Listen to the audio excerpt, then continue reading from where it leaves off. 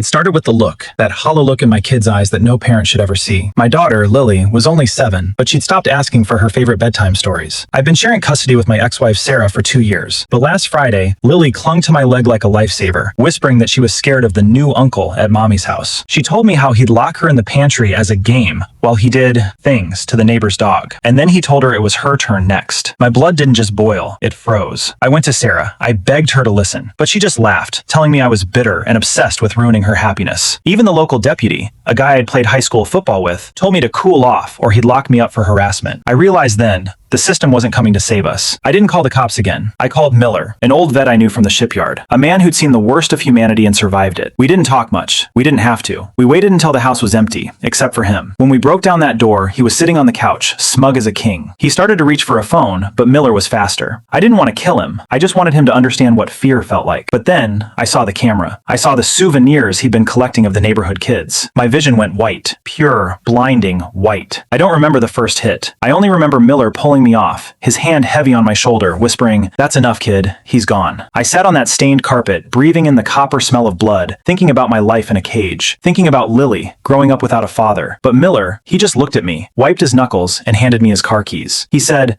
"Go home to your girl. I'm 72 and I've got no one waiting for me. I'll tell him I did it alone." I looked at that man, a criminal in the eyes of the law, and I realized that sometimes the villains are the only ones willing to be the heroes. I'm a free man today, but every time I look at Lily's smile, I know exactly what it cost.